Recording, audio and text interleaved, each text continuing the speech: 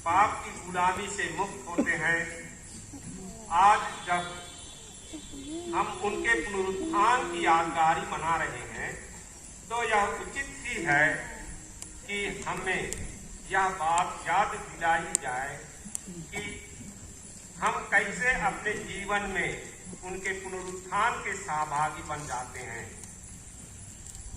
लगता है कि प्रभु यीशु ने अपनी मृत्यु के द्वारा हमें पाप पर विजय पाने की शक्ति दी है। इसलिए बपतिस्मा ग्रहण करने के बाद हमें एक नया जीवन जीना चाहिए जो ईश्वर को समर्पित और निष्पाप हो। रोमियो के नाम संत पौलुस का पत्र अध्याय 6 पद संख्या 3 से 11 तक। मसीह मृतकों में से जी उठकर फिर कभी नहीं मरेंगे। भाइयों, यीशु मसीह का जो बपतिस्मा हम सबों को मिला है वह उनकी मृत्यु का बपतिस्मा है। हम उनकी मृत्यु का बपतिस्मा ग्रहण कर उनके साथ इसलिए दफनाए गए हैं कि जिस तरह मसीह पिता के सामर्थ्य से मृतकों में से जी उठे हैं, उसी तरह हम भी एक नया जीवन जिए। यदि हम इस प्रकार उनके साथ मरकर उनके साथ एक हो गए हैं, तो हमें भी उन्हीं की तरह जी उठना चाहिए। हमें कभी नहीं भूलना चाहिए कि हमारा पुराना स्वभाव उन्हीं के साथ क्रूस पर चढ़ाया जा चुका है, जिससे पाप का शरीर मर जाए और हम फिर पाप के दास ना बने, क्योंकि जो मर चुका है वह पाप की गुलामी से मुक्त हो जाता है। हमें विश्वास है कि यदि हम मसीह के साथ मर गए हैं, तो हमें उन्हीं के जीवन के भी भागी होंगे, क्योंकि हम जानते हैं कि मसीह मृतकों में से जी उठकर फिर कभी नहीं मरेंगे। अब मृत्यु का उन पर कोई वश नहीं। वह पाप का हिसाब चुकाने के लिए एक बार मर गए और अब वह ईश्वर के लिए ही जीते हैं। आप लोग भी अपने को ऐसा ही समझिए, पाप के लिए मरा हुआ और यीशु मसीह में ईश्वर के लिए जीवित। यह प्रभु की वाणी है।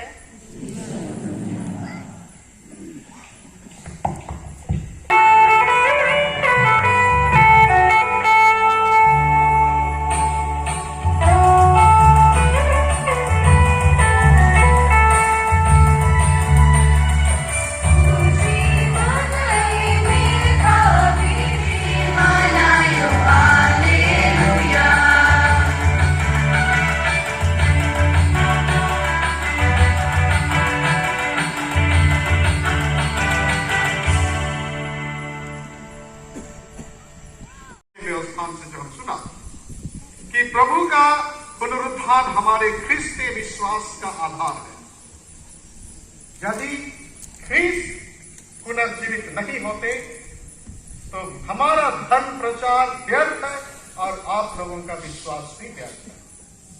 अगर ख्रिस्त पुनर्जीवित नहीं होते तो कलीसिया नहीं होता, कलीसिया नहीं होता तो संस्कार नहीं होते, और संस्कार नहीं होते तो हम ईश्वर की कृपा और आशीष करते जीवन में, परिवार में, समाज में, कलीसिया में उसे अनुभव नहीं कर सकते। इसलिए संत पौलुस इसे कहते हैं कि पुनरुत्थान, यीशु ख्रिस्त का पुनरुत्थान ही हमारे विश्वास का आधार है, हमें जीने का एक आशा देता है। कलीसिया के संस्कारों के द्वारा हमें पुनर्जीवित ख्रिस्त जो हमारे बीच है, उपस्थित है, हमारे विश्वासियों के समूह में उपस्थित है, उसे विश्वास करते हैं, उसकी उपस्थिति को महसूस करते हैं। यही है पास्का का आधार, हम प्रत्येक जन के लिए हमारे विश्वास का आधार है। और यीशु ख्रिस्त के शिष्य इसी पुनरुत्थान को धर्म प्रचार का मुख्य बिंदु बनाया। सुसमाचार का मुख्य बिंदु यही है कि ख्रिस्त पुनर्जीवित है और हमारे बीच है और हमारे जीवन में उपस्थित है। यही शुभ संदेश है। इसी शुभ संदेश के लिए प्रेरितों ने अपने जीवन को समर्पित कर दिया और हम प्रत्येक जन को यही परंपरा के द्वारा ये शिक्षा दी गई है, ये जवाबदेही दी गई है कि इस विश्वास को हमें रोज दिन जीने के कि ख्रीस्त मेरे जीवन में, आपके जीवन में, प्रत्येक जन के जीवन में उपस्थित है। इसलिए संत पौलुस कहते हैं कि क्या आप लोग नहीं जानते हैं कि आप ईश्वर का मंदिर है, ईश्वर आपके निवास करता है। इसलिए हम प्रत्येक विश्वासियों का ये जवाब देते हैं कि प्रत्येक ईश्वर की उपस्थिति में रहने वाले प्रत्येक विश्वासी को हम एक दूसरे को किस प्रकार आदर करते हैं, किस प्रकार हम उनके साथ मेल मिलाप का जीवन जीते हैं, क्योंकि इस प्रकार हम ईश्वर को प्यार करने का मतलब ही है अपने पड़ोसी को प्यार करना, क्योंकि ईश्वर की उपस्थिति प्रत्येक व्यक्ति है। इसलिए हम व्यक्ति को प्यार करते हैं, ईश्वर को प्यार करते हैं, क्योंकि व्यक्ति में वही ईश्वर उपस्थित है। यीशु ख्रीस्त का पुनरुत्थान हमारे पुनरुत्थान का गारंटी है, क्योंकि यीशु ख्रीस्त पुनर्जीवित हुए और हम विश्वासी भी पुनर्जीवित होंगे और पिता परमेश्वर के साथ हम अनंत जीवन के लिए हम बनाए गए हैं। इसलिए यीशु ख्रीस्त संत यूहन्ना के अध्याय 11 पद संख्या 25 में कहते हैं कि पुनरुत्थान और जीवन मैं हूं, जो मुझ में विश्वास करता है वह मरने पर भी जीवित रहेगा, और जो मुझ में विश्वास करते हुए जीता है वह कभी नहीं मरेगा। प्यारे भाइयों बहनों,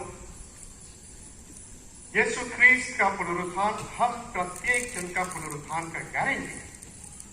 इसलिए यदि हम यीशु ख्रीस्त को अपना प्रभु स्वीकार करते हैं और घोषणा करते हैं कि यीशु पुनर्जीवित है, ईश्वर के एकलौते पुत्र हैं, इस विश्वास की घोषणा करते हैं, इस विश्वास को हम जीते हैं, हम ख्रीस्त के सदृश हम भी पुनर्जीवित होंगे। इसलिए पास्का पर्व हमें बपतिस्मा की याद दिलाने के लिए हम पर छिड़का जाएगा। प्रभु इस तरह नया कर दे कि जिस पवित्र आत्मा को हमने बपतिस्मा में ग्रहण किया है उसके प्रति हम सदा ईमानदार रहें। हे प्रभु हमारे ईश्वर, तेरी प्रजा इस पवित्र रात्रि में जागरण कर रही है, तो इसकी सहायता कर। हम स्मरण कर रहे हैं कि तूने अद्भुत रीति से हमारी सृष्टि की है और उससे भी अद्भुत रीति से हमारा उद्धार किया है। हमारे लिए तू इस जल को आशीष देने की कृपा करे। तूने इस जल की सृष्टि की है कि वह भूमि को उपजाऊ बनाए, हमारे शरीर की प्यास बुझाए और उसे स्वच्छ करे। तूने इसे अपनी दया के कार्य का साधन बनाया, लाल समुद्र के जल से पार कराया। तूने अपनी प्रजा की दासता से छुड़ाया और मरुभूमि में जल से उनकी प्यास बुझाई। जल के प्रतीक द्वारा नबियों ने घोषित किया कि तू मनुष्यों के साथ नया व्यवस्था स्थापित करेगा। ख्रीस्त ने यरदन नदी का जल पवित्र किया और अंत में जल के द्वारा तूने हमारा दूषित स्वभाव बपतिस्मा कुंड में नवीन कर दिया है। अतः यह जल हमें अपने बपतिस्मा की याद दिलाए, जिससे हम उन भाई बहनों के साथ आनंद मना सकें जिन्होंने पास्का के इस महोत्सव पर बपतिस्मा ग्रहण किया है, हमारे प्रभु ख्रीस्त के द्वारा।